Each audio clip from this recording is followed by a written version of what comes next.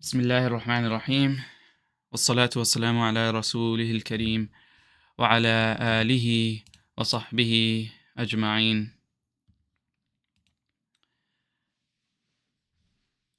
We are covering now in the book Al-Insan and onwards.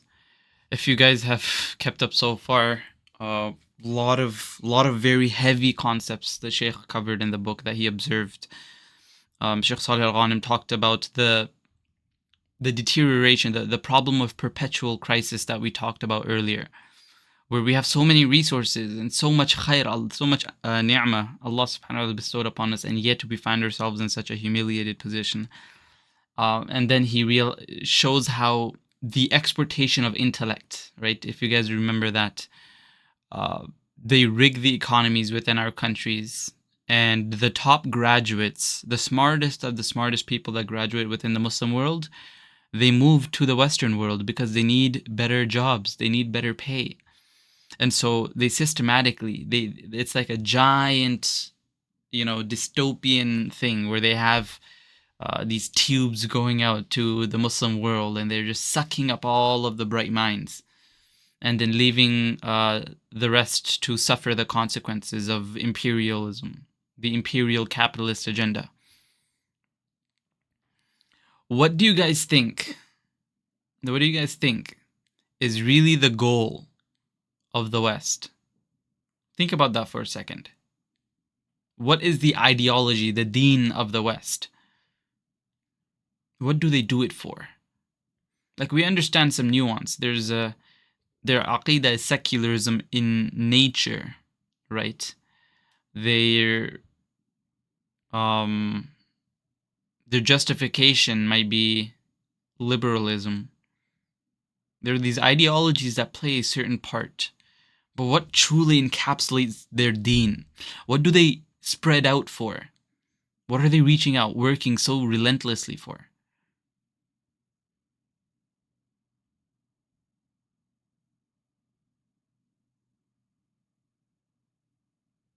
Feel free to say it in chat too, by the way. I'm going to give some time for us to think about this. Okay. This dunya, that's true. That's true. Everything they expect, all their motivations, all their hopes and dreams are just within the confines of this dunya.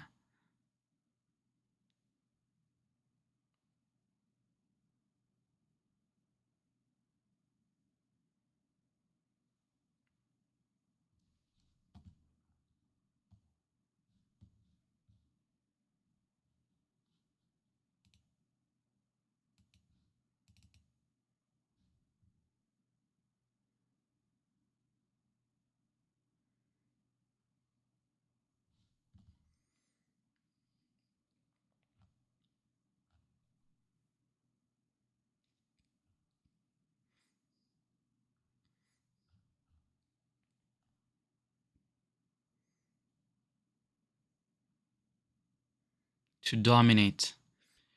Well, that's the goal of every deen, believe it or not. Whether it's Christianity, Judaism, even Islam, our goal as Muslims is to dominate, right? وَكَلِمَةُ اللَّهِ هِيَ الْعُلْيَا. The word of Allah comes out on top, right? In another verse, I believe it's Surah Saf or Surah Mumtahina. Hudayfa can correct me if I'm wrong. So verse. لِيُظْهِرَهُ عَلَى الدِّينِ كُلِّهِ وَلَوْ كَرِهَ الْكَافِرُونَ. To extinguish every other deen, even though the disbelievers hate it. So Islam even has the goal to dominate.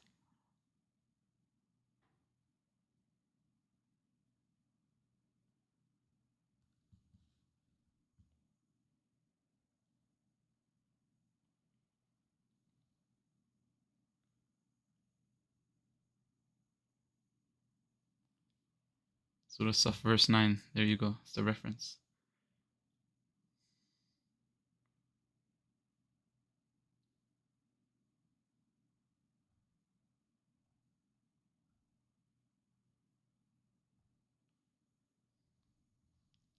Well, I'll tell you what I believe the goal: to gain authority. These things are true, but they don't encapsulate the core of it.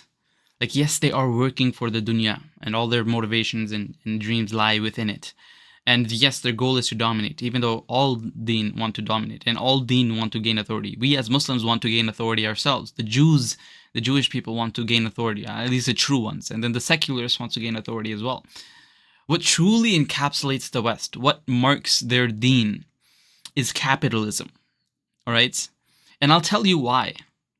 The reason capitalism is the deen of the West is because that in and of itself is the justification, or to at least themselves, as to why they do what they do. You asked America, why the heck are you guys sending foreign agents abroad to Indonesia, Panama, Venezuela, and these countries to build factories and schools on interest debt that enslaves the country? What's going on over here? And guess what America will tell you? Oh, we're not trying to enslave these countries. We're helping them out. We're building schools for these countries. We are building resource facilities for these countries. We are increasing productivity. That's what they tell you. We are increasing productivity, market efficiency. Money, money, money. Money is the name of the game. We are going to save the world with our technological inventions and our, ability to create wealth. I mean, what is the American dream? Have you guys ever heard of that? What is the American dream? The American dream is it's the most popular concept, at least in the 1900s, where it says any person, no matter what ethnicity you are, no matter what cards you are dealt in life, every single person will have the freedom and liberty to be able to work hard and own a house, have a family, and make a steady income. That's the American dream. Every person will be able to own land, own a house, raise your family. Doesn't matter how poor you are. If you work, you earn it. That's why you get this mentality of every single person can make it, even though that's a lie. That's a lie. Not every single person. Hard work isn't the only thing that helps you make it. There are people in this world that work 10 times harder than you and I, and they barely make enough to put food on the table. In America itself, there are people like that. Work 8 hours, 10 hours a day, can barely put food on the table. And then there are people that just do jack anything. They win the lottery, they put money into NFTs, but they're making enough to buy houses, buy mansions. So this is really the core of the deen of the West. Imperial capitalism. Spread their ideologies on private market ownership to benefit corporations to the whole world. And it's in that name that they come into the Muslim world and they tell these lies that we're going to increase your economy, we're going to improve your state of affairs. And what can the Muslim ruler do if he has any sincerity in his heart? He goes tonight hearing his people cry from starvation, from malnutrition, from lack of education. Most of it, which is, by the way, manufactured anyways. Right? Resources didn't come to their land because of sanctions and stuff like that isn't told publicly. And then guess who comes to save the day in this suffering economy? America. And then, of course, whatever ensues. They build these factories and these education facilities and resources for money, for a loan. And that loan has insane interest on it. And this country, third world country, is now indebted to America, constantly paying back loan after loan after loan. That is because of interest multiplying. It's one of the worst sins.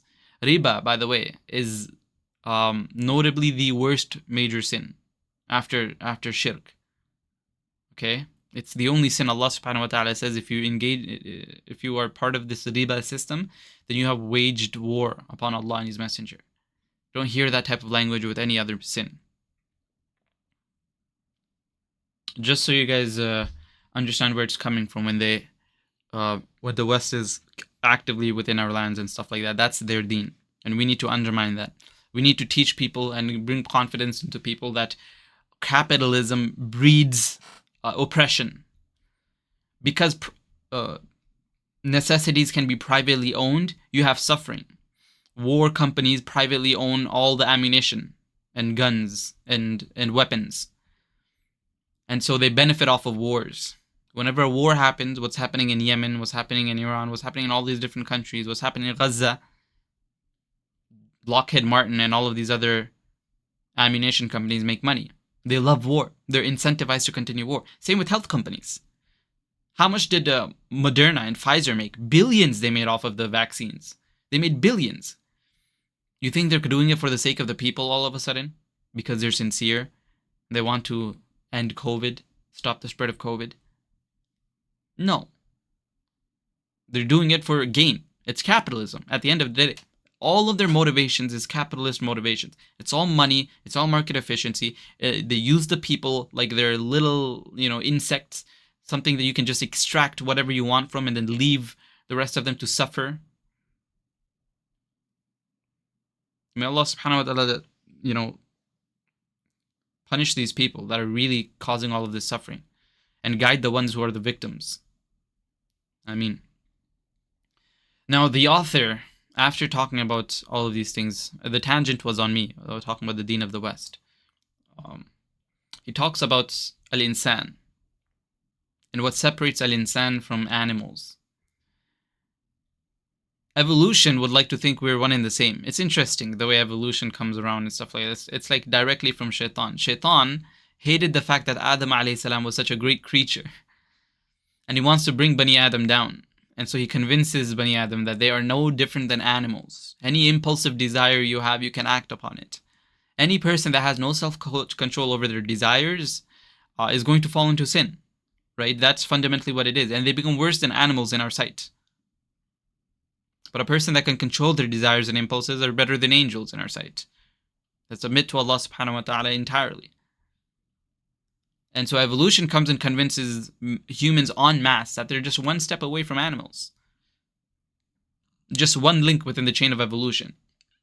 However, they fail to account, and the author notes over here, is the nature of al-insan is that they have the ability to go against their condition, their programming.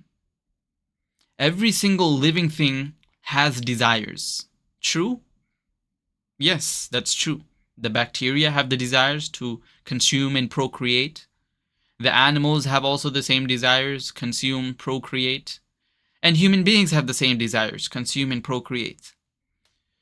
So the question comes, does this thing fulfill my desires? Whatever action I'm going to take, does it fulfill my desires? That's a question every living thing has, whether it's conscious or not. Right? We don't believe they have consciousness necessarily, but whether or not any action, does this action fulfill my desire, is a question every single thing has. And if the answer is yes, this action does fulfill my desire, then they carry out with it. All the animals will just do it because it fulfills their desire. And some people bring up, oh, well, what about the monkey mother, the mother of a monkey, that, when she gets food and she's hungry, she gives it to her child instead of her, that we've seen on footage and stuff like that.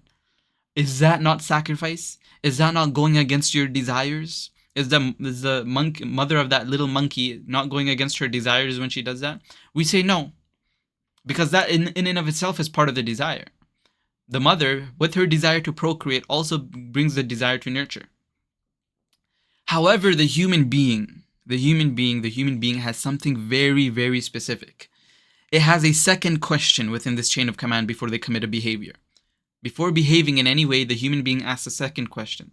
And the question is it permissible for me to do so? Is it morally okay? Animals don't have a moral question. Human beings have a moral question. Animals, if it fulfills their desires, they do it. Human beings, when something fulfills their desires, they ask a second question, is this morally okay to do? And if the answer is no, the human being will abstain from it. And if the answer is yes, the human being will involve themselves in it.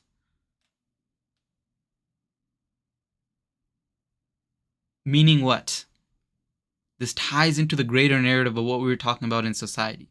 If society is a group of humans working with each other with permanent relationships, and the human being inherently has a moral compass to it that can control their behavior, even if it's biologically designed to do so, then that society will be able to do it. Society will be able to rewire people's natural desires. It will exist. The natural desires will exist, but society can control it. Which is why take a look at every single society other than Islam. And of course, whatever Allah subhanahu wa ta'ala had the Islam before. Not in Sharia, but we're talking about the deen of all of the Anbiya before Rasulullah sallallahu alaihi wasallam. Every single society outside of that, what does that society look like? It's a society of the strong oppressing the weak. It's a society of the powerful against the oppressed. It's a dog-eat-dog world within those societies. Why?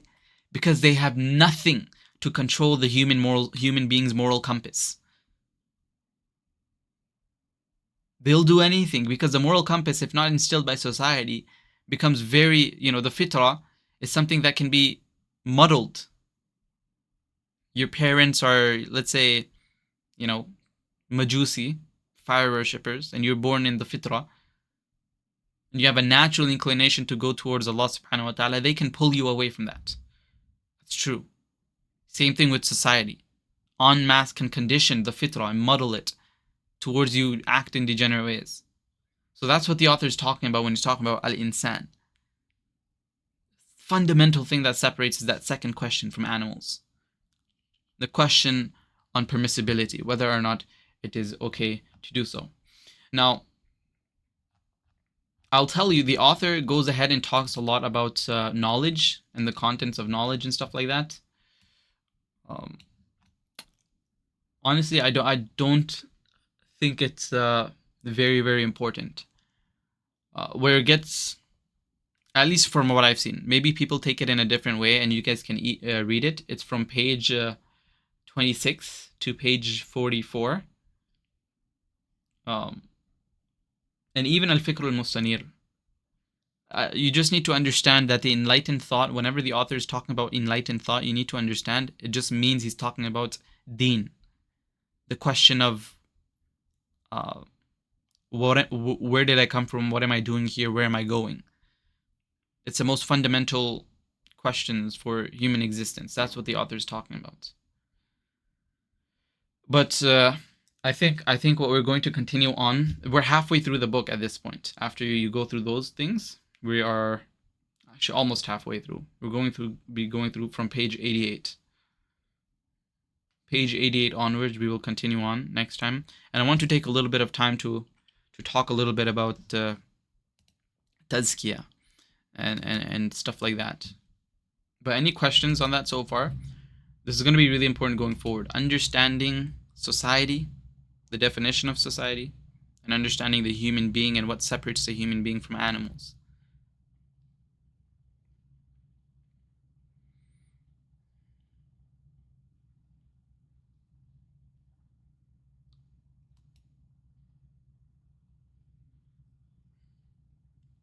The definition of society is the same as the one in the book. A group of people with permanent relationships. A group of people with permanent relationships. The permanent relationships doesn't mean that they must stay together until death.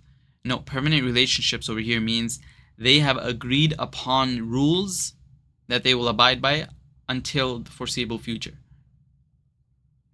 Okay? Which is laws. Is pretty much what you're talking. When you become I'm in Canada. If I become a Canadian citizen, I have to read the Charter of Rights.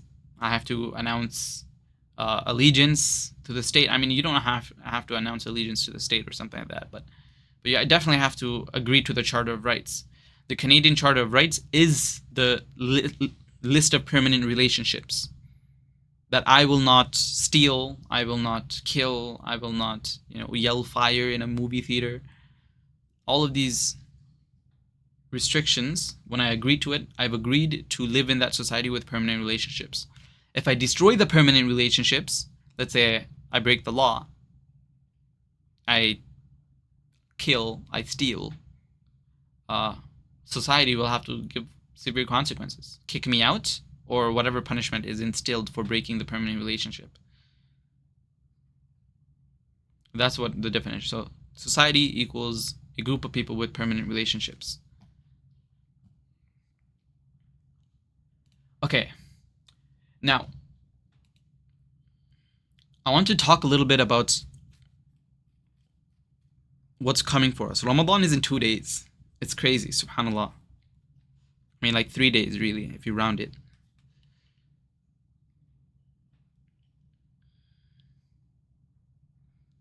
And I'm going to share a story. I've never shared this really before. Maybe locally I have every now and then. Never done it on my YouTube or anything of the sort. And it's because I believe there is benefit for you guys that will come when it comes to the idea of changing yourself. Growing up, I was born and raised in Canada. My parents are both from India. And I remember I was always a person that was very in my own head. Both my siblings and my parents always noted. Whenever everybody would go to sleep, I would be the only one lying down staring at the ceiling. I was always in my own head ever since I was a little kid. It was just something to do with my personality.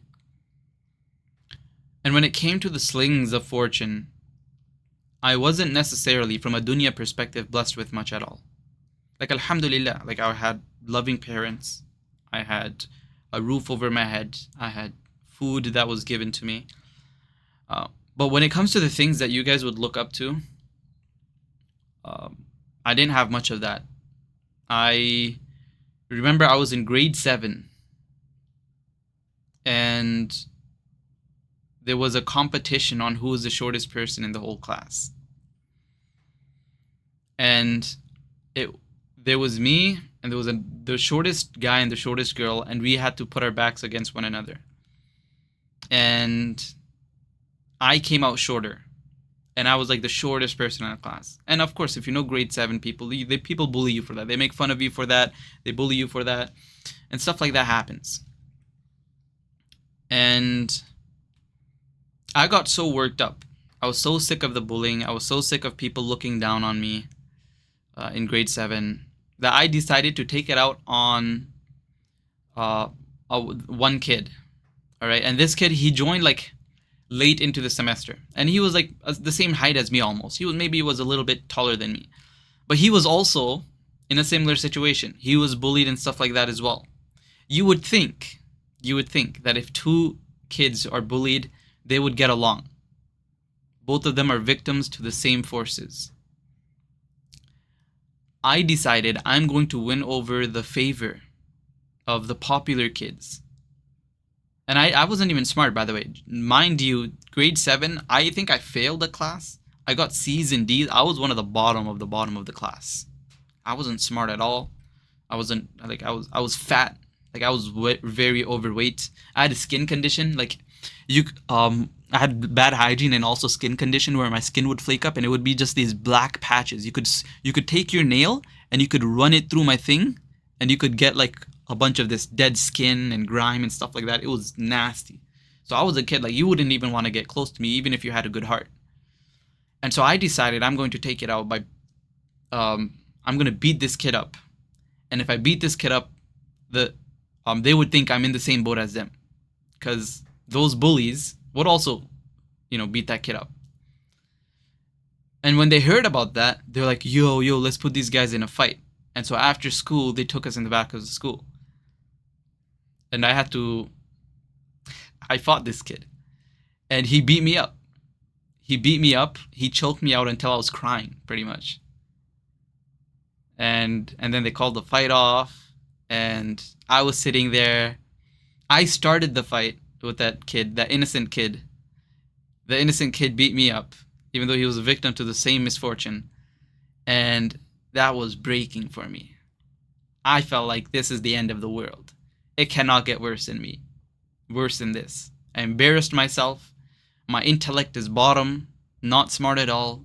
I'm short, I'm overweight, I'm ugly. I'm like, is there anything this world can give me to ruin me further? Can things ever like do I need a terminal illness at this point? Right? That's what I was. And it never changed. I became heavily addicted to video games. Grade 8, grade 9, grade 10. Uh, Still overweight, still shortest in my class. Still, I believe, even back until then. And then something changed. Okay, uh, grade 10. Grade 10. There were many reasons. Okay, these are shallow reasons as to why this happens, but uh, I decided to change my life because I saw a girl that was so beautiful, and I knew how hideous I was, and how much that nobody would ever talk to me. I would never get a chance at something like that. It was just, I don't know what it was. As shameless as it was, as stupid of a motivation as it was, something drove me to change. Stop going and playing video games for 8 hours, taking a shower maybe once a week, if even that. Always being in my own head, always beating myself up, always being depressed. Something told me I needed to do something to change. And I went home that day. This was like the first day of grade 10. And I saw her in my class, literally on the opposite side. Okay, so I wasn't even sitting beside her, nothing like that. I just caught a glance from the opposite side. And I went home and I did 500 squats in one go. I was crying. I was at home, I was crying. I did 500 squats in one go. The next day, I called in sick because I couldn't get out of bed. My legs were absolutely destroyed. Like, you guys know how hypertrophy works. After a workout, your legs are sore. I've never done something like this in my life. My legs were destroyed. And it started from there. It started from there where I decided I'm going to get a little bit more healthy. And I worked on that, I worked on that, I worked on that until grade 11. I lost weight. Like, if you've seen my Project Ihsan video on YouTube, here's where you hear a little bit of this. I skip over a lot of the details, but you hear a little bit of what happened and stuff like that. Until I came to grade 11. And in grade 11, the most atrocious thing ever. When I finally felt like I was building up the courage to go and talk to this girl for once. Never talked to her ever.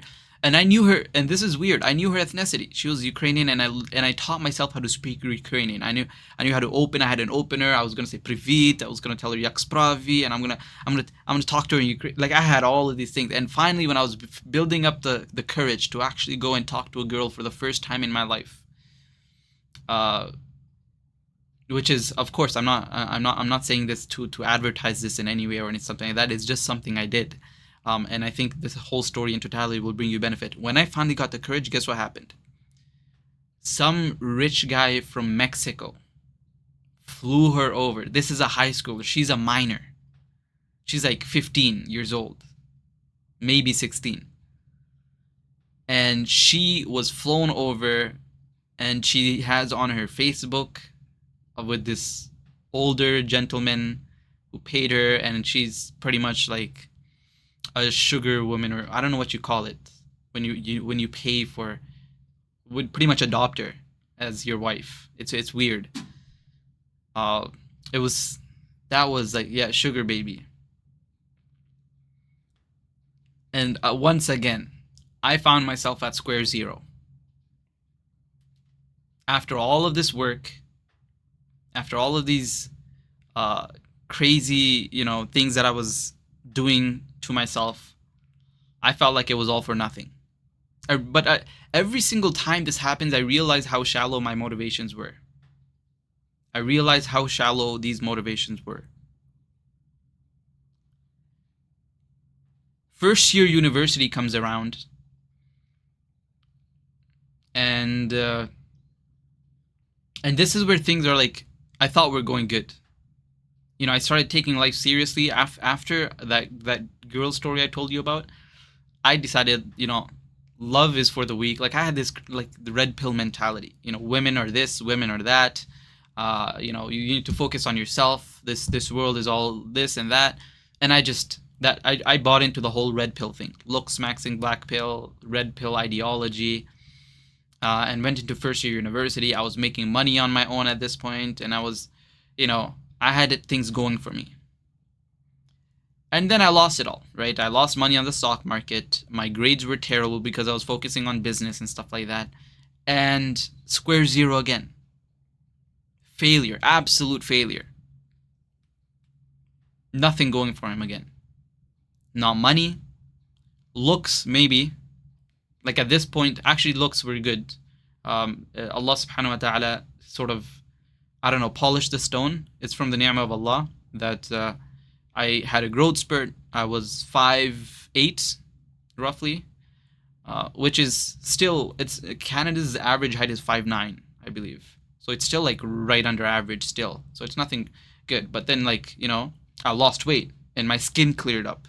And, so all of these things were happening. That's the only thing I had working for me. But other than that, everything fell apart. This is the first time I really turned towards Allah. Everything I told you from this story up until this point had it was completely driven by desire. It was completely driven by materialism, by hedonism. And then something switched in me when I found myself in that low and broken point, and I didn't know, like, I've been here way too many times, and if I don't change something, I'm going to be in the state of regret again and again and again.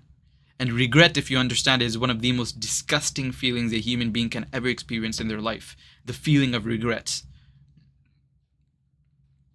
That's when I came across the statement of Abdullah ibn Mas'ud radiallahu ta'ala anhu, where he said, it is more beloved, it is more beloved to me to eat burning coal and swallow it than to say about something Allah had decreed that I wish it didn't happen. And this changed everything. Like, that broke me down. I started crying. I couldn't control myself. And I decided that in that moment, I made an oath to myself that I will never fall into the pathetic addictions that have kept me back for so long. Working for the sake of the people, so people would look at me in a good way. Oh, this person's making money, this person's good looking, this person's all this. I would never do that. I would quit video games that I would play with my friends all the time. And in that moment, I deleted my social media accounts that I had. And I was active on there as well. I would post myself, I would post glow up videos, I would post these things and stuff like that. I had quite a following on social media before this. And I deleted it all. And I stopped hanging out with my old friends. I deleted all of the video games off my computer. I took my bed and I threw it out. And I told myself I'm going to sleep on the floor because that's what I deserve. So I took a sleeping bag. It was this thick, if even that. And I just slept on the cold floor. For years. For 2 years. And I started opening the Quran for the first time. I was in Hifz for a bit when I was younger. When I was like 12, 13 years old, I was in Hifz for about a year. So I memorized maybe a year and a half or so. So I memorized, I think, 10 juz while I was there. I forgot it all. I never touched the Quran for like another 8 years. 8 years I didn't touch it. So obviously I forgot every single thing. I couldn't even recite Juz Amma. Maybe some of the smaller surahs I remembered. But then I put it in. Every single morning I would just be at the masjid. And the sheikh would leave the masjid open for me. He'd leave the lights open for me. Because my parents and my siblings were sleeping after Fajr. I knew I didn't want to wake them up with my recitation, so I would just be in the masjid for a whole year. And Allah blessed me with a sheikh that would listen to me for free and stuff like that. And then I decided after that, what do I want to do with life? I want to do social media. I got into started making videos. I started reading books. What am I getting at over here when I'm telling you this story? It was, believe it or not, it was right before Ramadan that shift happened for me. Right before Ramadan that I decided to change. And things did change for me, alhamdulillah. If a person as decrepit, as much of a loser from every sense of the world, deen-wise and dunya-wise, is able to change to do something good for the sake of Allah subhanahu wa ta'ala, you guys probably have far greater potential than I do. Most of you guys are probably younger than I am. You guys have resources. You guys, I don't know your situations, of course, so I'm not making a judgment on your on what you are going to do in life or anything like that. But you guys have a lot of potential. You guys have ideas that come to your mind that if you acted upon it, and if you tried to bring it, you just put in that work, you could become some of the biggest people in the ummah. And I'm not just saying that because for the sake of saying it. It's because I know how not easy it is, but how possible it is. I shouldn't be here by any stretch of the means, making YouTube videos, teaching others, but I am. And so, at the end of the day, as much of a sinner as I am, I must and I have believed that Allah subhanahu wa ta'ala had saved me from such a hideous life. A life living for the sake of other people. A life living for the sake of material desire. And I believe Allah subhanahu wa ta'ala has saved you all from that as well. The reason being is because you're here. From all of humanity, you were chosen to be Muslim. And from all of the Muslimin, you were chosen to actually go out and seek knowledge. And from all of the Muslims who are seeking knowledge, Allah subhanahu wa ta'ala chose you to be those who think of the ummah and not be of those that fall into these petty disputes that happen online. We see between Salafis and Sufis on, the modality of Allah's sifat and whether or not, making dua to Rasulullah sallallahu alaihi wasallam at his grave is shirk. You are saved from falling into those things that many students of knowledge even do. So this Ramadan, let it be more than just rituals. Let it be more than just the prayers and the dua and the Quran. Let it be a month where you define your path, where you sit down and you tell yourself, look, I need a solid strategy in order to grow. I know a lot of brothers and sisters, for example, when it comes to the topic of marriage, they've bought into the idea that this Allah subhanahu wa ta'ala has written my nasib, which is true, and that they will come at the right time, and I need to just work on myself. This is, to be honest, I would say delusional. And the reason I say this is delusional is because we know the societies we live in and how difficult it is to, number one, control your desires, and number two, to find somebody who's righteous. That's a small minority of Muslims, both from the guys and the girls, by the way. Like, I'm not targeting any specific gender or anything like that. And so to go into this without a solid plan, to tell yourself, okay, as a guy, I need to get into a position where I can at least provide for myself and one other person.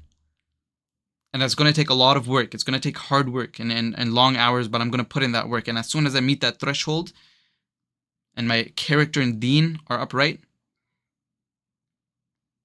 then I'm going to go through with it. And same thing with the sisters. And the sisters, the younger you are, and the better it is for you to be proactive. Because it's unfortunate situation of the world.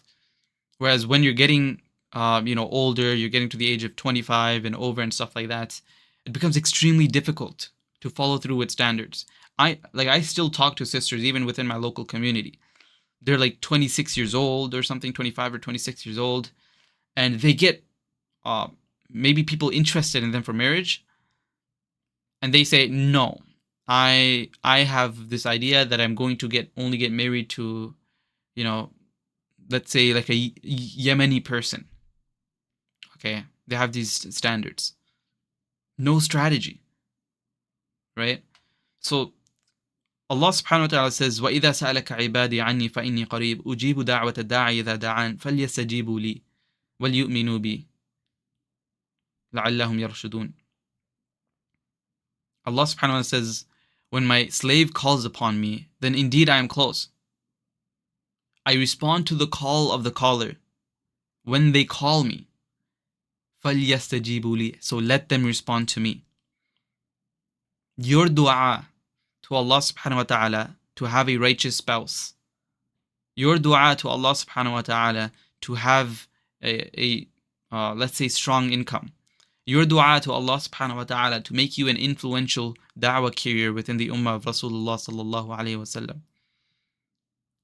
All of these du'as, if not backed by action, are empty wishes that Allah subhanahu wa ta'ala, how can He respond to it? If you don't respond to Him, He said, فَلْيَسْتَجِيبُوا لِي. I respond to the caller, so let the caller respond to me. As in what I have commanded them. And Allah subhanahu wa ta'ala has commanded us to go and do sa'i of rizq, of the things that we make dua for, the causal relationships of this world. So don't let another year go by where you haven't pushed yourself in order to make progress in those areas. Are you married, bro? I'm not married right now, but inshallah soon. I've been talking to sisters and stuff like that, so make dua inshallah that it works out. But yeah, I just want this verse to be ingrained. If somebody as petty and pathetic as me could do anything in this world, really, you guys should have your heads high. Make dua to Allah subhanahu wa ta'ala today on the things that you truly want to accomplish within the next year, the next 5 years, and in life in totality. And then sit down and ask yourself, how can I make this happen? Write it down. Make a firm intention. So I pray Allah subhanahu wa ta'ala allows us to really live through this era of heedlessness, to make us from those that are God-fearing, and an era of constant addiction and distraction to make us amongst those who are, turning to Him in sincerity, making dua to Allah and strategizing and thinking about it deeply, and that He accepts all the du'as that we make, and He grants us a pure life, halal income, a pure spouse, and children that will serve as leaders of this ummah, inshallah. Ameen. I do have another 5 minutes before I have to go, so if there are any questions, feel free to shoot it at me. If not, we can end it over here.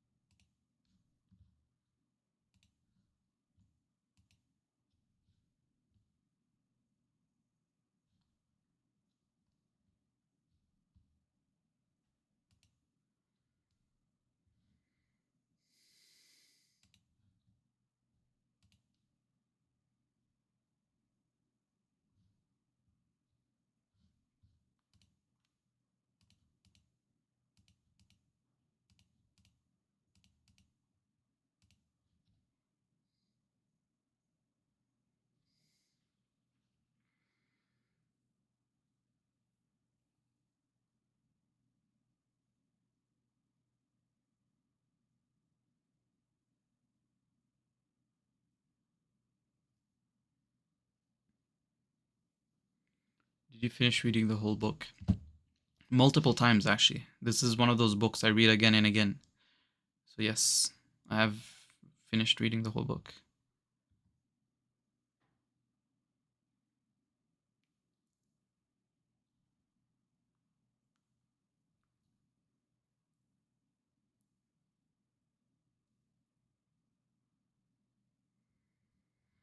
When did you start building all this knowledge? And how are you so sure about the things you say? I want to be aware of what's going on in the world, but there's so much information I don't know where and how to start. It's a little overwhelming. There is no seeking knowledge without sincerity. Okay? The classical scholars used to always say that there's two things that prevent a person seeking for knowledge. A person who is too proud to ask a question, that they feel like, oh, I don't want to look like I'm dumb, so I'm not going to ask any question. And a person who's too shy to ask a question, that they don't want to be judged, or they feel like their question is too stupid or something like that, so they don't ask a question. What you need to understand if you're starting to seek knowledge is to wear your heart on your sleeve. All right? Maybe you can go to mainstream people who speak online. You can go to Noman Ali Khan, you can go to Omar Suleiman, you can go to Sheikh Uthman, the one from One Message Foundation or something. Doesn't matter. Like, every single person you'll hear has criticisms, both of themselves and other people criticizing them. And you can feel overwhelmed. Oh, what's wrong with this person? What's wrong with that person? But unless you start in one area, you'll never get to a position of confidence. I myself, when I started practicing, I became like a very hardcore like Salafi type guy. My father one time he said fi amanillah to a person, which means like it's like a departure statement. And I told him, hey dad, this is bid'ah. That's why I told him what you just did is bid'ah, because Rasulullah sallallahu alaihi wasallam said afshu salama bainakum. It says spread salam between you. He didn't say spread fi amanillah between you. He didn't say, spread Allah hafiz between you. No, he said spread salam between you. So you should say assalamu alaikum when you meet and when you depart. My dad would just brush me off and stuff like that, rightfully so. And I would go around debating people, heart on my sleeve. I wasn't shy. Maybe I had arrogance in my heart. May Allah forgive me. But I realized how flawed my arguments were all of a sudden when other people started calling it out. Started asking me, well, how does it make sense that the verses in the Quran can be taken literally?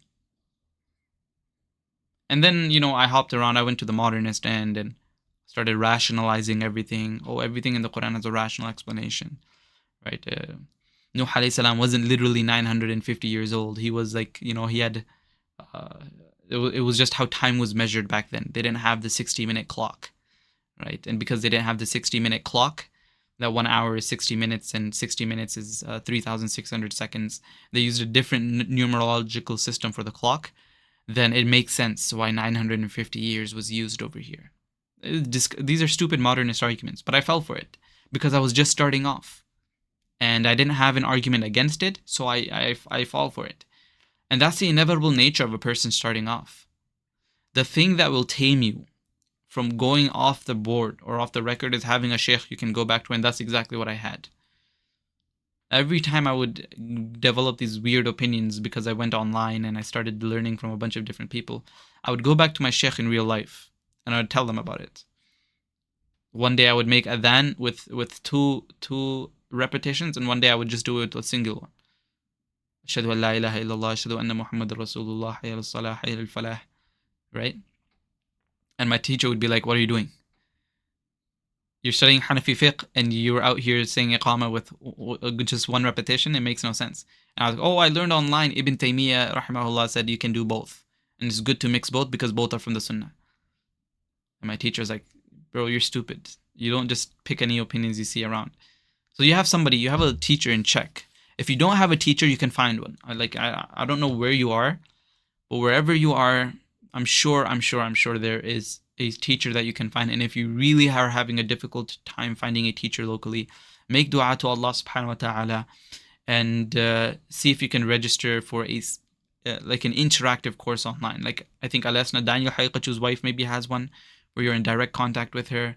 Just one where you know that teacher will be accessible to you. All right, that's the one thing.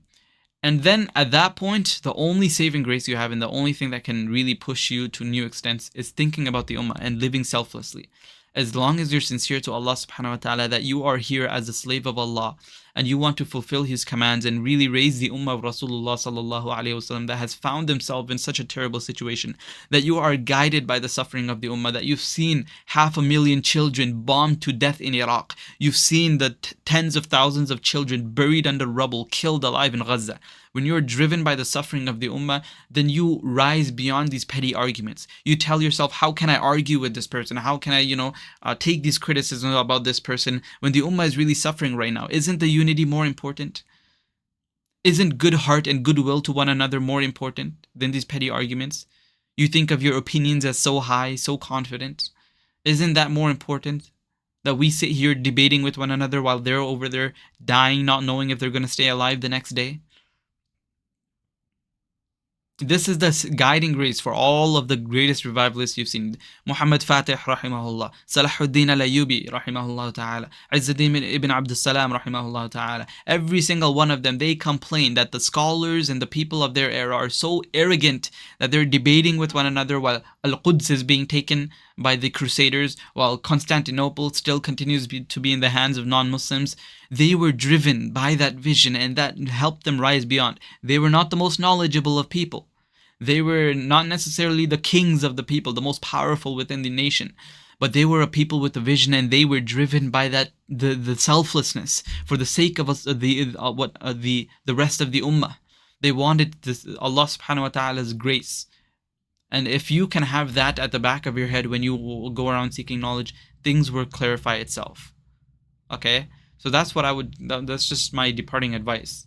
So it's really find a teacher that you can interact with, rely on, a murabbi, a person that can raise you, right? Imam Ghazali said his teacher is more beloved to him than his father because his father takes care of his dunya, right? His father gave him the food and the luxuries of the dunya in order for him to survive. But his teacher, his murabbi, gave him the akhirah. Without his teacher, he doesn't know where he would be. So really, that's how you want to treat your teachers. Your teachers really, from a fundamental perspective, are more valuable than your own parents. Of course, you give your rights to your parents as well. You never, be disrespectful to them at all whatsoever. But your teacher is on a different level. And you need to find that. You need to find a person of that character. You need to find a person that's accessible to you. And you need to find a person that you can confide in. And they may have mistakes, but you overlook that because they are your teacher anyways. And then you have that back end. You're always thinking about the ummah. You're not thinking about yourself. You're not thinking about your opinions. You're not thinking about how amazing you are. You're thinking about the ummah. And all of a sudden, your opinions that you come to, they're very low. And that's the only reason why I'm so sure about the things I say as well. I know that was part of your questions. The only reason I'm so sure about the things I say is because I had to put it against the fire of criticism. I had to, I'm out there and I posted on YouTube. There are tens of people that reach out to me after they watch my YouTube videos that disagree with me. And I listen. I try to have the most civilized dialogue I can. And I tell myself and I make dua to Allah subhanahu wa ta'ala that if any point of mine is proven to be wrong, then I either publicly apologize or I take the video down. Any point that I have proven wrong, I publicly apologize or I take it down.